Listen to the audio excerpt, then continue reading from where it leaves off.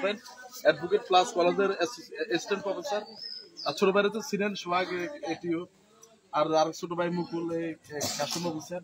মাহবুব আমার বন্ধু, সে DC office আছে এবং কুমিল্লার একজন বড় প্রতিষ্ঠিত ব্যবসায়ী। তারপরে মঈন সরকার, সেও গ্রুপের বড় চাকরি করে, সেও অনেকেরও চাকরি দেয় এবং অনেকে তার আন্ডারে চাকরি করে।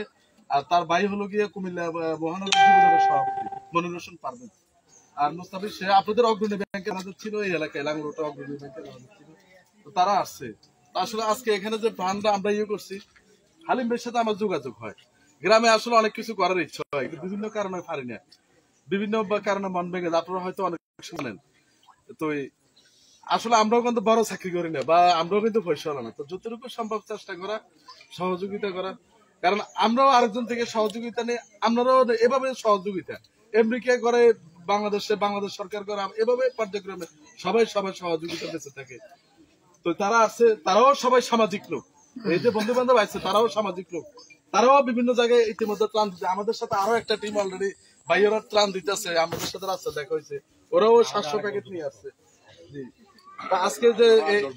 আজকে যে সহযোগিতাটা, এটা সর্বপ্রথম বন্ধু বান্ধব আমার বললো যে তুই তোর গ্রামে কিছু কর। তখন আমি আমার মায়ের সাথে আলাপ করে, তো আমার মা ছোট ভাইদের সহযোগিতায় এখানে ত্রাণটা আনছে আর কি।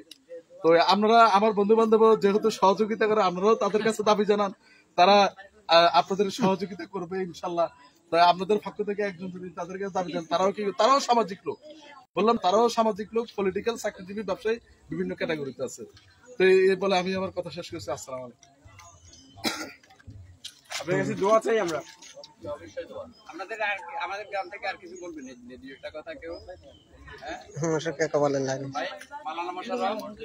ওনারা সবাই বুঝতে পারছি যে ভালো অবস্থানে আছে। দুর্যোগ পরবর্তী যে সময়গুলো কাটাইতে হবে আমাদের, এখানে যদি আমাদের একটু সহযোগিতা, ইনশাআল্লাহ আমাদের সর্বোচ্চ চেষ্টা করব। কথা বলতে আমার পারিবারিক অবস্থা, আমি চাই তো এই মসজিদের পাশে পানির নিচে এটা আমার গ্রামের কেন্দ্রীয় মসজিদ। আমার একটা অনুরোধ থাকবে প্রতিনিধি হিসেবে, বলে আমার বাড়ির পাশে না, এটা কেন্দ্রীয় আমাদের এলাকা, আমাদের ঈদের জামাত হয় এখানে। দুর্যোগ পরবর্তী সময়ে যদি আপনাদের থেকে কোনো সার্ভিস, হ্যাঁ ইনশাআল্লাহ দুর্যোগ পরবর্তী সময়তেও কিন্তু দুর্যোগের ব্যাপারটা রয়ে যাচ্ছে। কারণ বেশি এখন আপনাদের তানতুন যা আসছে এগুলো তো খাই পরিয়া শুধু জীবন রক্ষা করবে। পানিটা কাটার পরবর্তী সময়ে আমাদের কিন্তু কঠিন সময় আসবে। পুনর্বাসনে আমাদের রাস্তাঘাট, মেডিকেল চেকআপ বা এই ধরনের ব্যাপারগুলো কঠিন অবস্থা, এগুলো আশা করি আর কি। আমি প্রতিনিধি হিসেবে আপনাদের আমার তো ইচ্ছা আছে যে মেডিকেল করার জন্য, মানে এই ধরনের কিছু করার জন্য, মানে বন্যা পরবর্তী। আসসালামু আলাইকুম ওয়া রাহমাতুল্লাহি ওয়া বারাকাতুহু। সর্বপ্রথম মহান আল্লাহ রাব্বুল আলামিনের দরবারে শুকরিয়া জ্ঞাপন করছি। আল্লাহ রাব্বুল আলামিন আমাদেরকে এই পর্যায়ে রেখেছেন, এটাও আল্লাহর কাছে আমরা শুকরিয়া এই জন্য জানাই যে আমাদের থেকে আরো খারাপ অবস্থাতে, অসহায় অবস্থাতেও কেউ জীবনযাপন করছে। আমরা যে এখন পর্যন্ত এই পর্যন্ত আছি, এটা আল্লাহর দরবারে শুকরিয়া। এবং আমাদের এই দুঃসময়ে আপনারা যে আমাদের পাশে এসেছেন, ছুটে এসেছেন, আপনাদের কর্মব্যস্ততা জীবনকে আপনারা রেখে আজকে আমাদের মাঝে এসেছেন, সেজন্য আপনাদের প্রতি আমাদের কৃতজ্ঞতা এবং আমাদের গ্রামবাসীর প্রতি, এই গ্রামবাসীর পক্ষ থেকে আপনাদের প্রতি কৃতজ্ঞতা প্রকাশ করছি। আমরা বর্তমান যে সিচুয়েশনে আমরা আছি, এটা হচ্ছে বন্যা প্রাথমিক স্টেপ। আমাদের এই স্টেপটা আমরা বিভিন্ন দিক থেকে, আপনারা যেরকম ছুটে আসছেন, অন্যান্যরাও ছুটে আসছে, কিন্তু বন্যা পরবর্তী অবস্থাটা তার তুলনায় অনেকটা খারাপ হয়ে যায়। যেহেতু আমরা সবাই গ্রামের মানুষ, একেবারে সহজ সরল মানুষ, আমরা এই বন্যা বা কোনো দুর্যোগের আমরা কখনো ফেস করি নাই, আমাদের এই ধরনের কোনো অভিজ্ঞতাও নেই আমাদের, সেই জন্য আমরা অনেকটা আতঙ্কিত। তো আপনারা আজকে যেভাবে আসছেন, যদি পরবর্তী সময়ে আমাদেরকে অন্ততপক্ষে কিছু স্বাবলম্বী করার, অর্থাৎ আমাদের পাশে দাঁড়ানোর, আমাদেরকে বুদ্ধি পরামর্শ দিয়ে আমাদেরকে কেটে ওঠার একটা যদি সাহস যোগান, তাহলে আমরা কৃতজ্ঞ থাকবো ইনশাল্লাহ। আপনাদেরকে আবারও ধন্যবাদ জানিয়ে আমি কথা শেষ করছি। আসসালামু আলাইকুম ওয়া রাহমাতুল্লাহ। ঠিক আছে, ধন্যবাদ সবাইকে। সর্বশেষ আমি যেটা বলতে চাচ্ছিলাম, এখানে যে মানে সাহায্যের বিষয় আসছে, ঠিক আছে না, এটা নেহাত যারা মানে পাওয়ার উপযোগী সবাইকে দেওয়া সম্ভব না, তাদেরকে দেওয়া হবে পরবর্তীতে, ধীরে ধীরে সবাইকে দেওয়া হবে। এখানে যাতে কোনো ধরনের গ্রামবাসীকে বলতেছি ভুল বুঝাবুঝি বা আমি পাইছি আমি পাই নাই, ওই ধরনের কোনো ধরনের কথা যাতে শুনি না, আমি আমার পক্ষ থেকে অনুরোধ আপনাদের কাছে রাখবো, যেটা মানে পাওয়ার উপযোগী তাকেই সেটা দেওয়া হবে। এখানে কেউ কোনো ধরনের কথা সৃষ্টি করবে।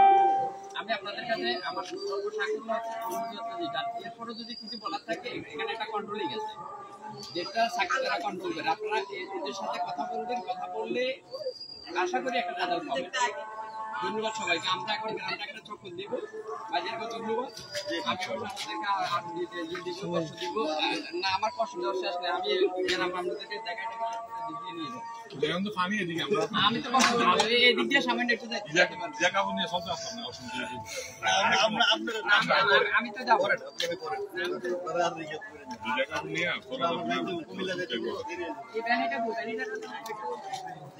এখন তো তাইলে নদী ঢুকতে হবে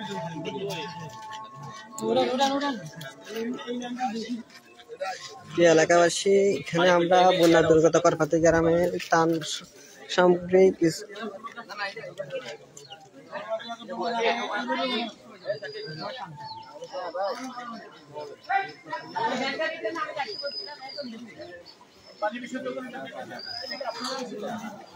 আসসালামু আলাইকুম। এতক্ষণ আমরা কথা বলছিলাম কথা হচ্ছিল বন্যা দুর্গতার জন্য আমাদের এলাকার আমাদের খালিন ভাই এবং টুটুল ভাইয়ের সমন্বয় এলাকায় কিছু আমাদের ত্রাণ গিয়েছে এবং বন্যা দেখতে পাচ্ছেন আমাদের এলাকায় বন্যায় অনেকটাই ক্ষতিগ্রস্তের মাঝে দেখতে পাচ্ছেন আমরা এখন অবস্থান করতেছি করপাতি মধ্যমপাড়া জামাল হুজুরের দোকান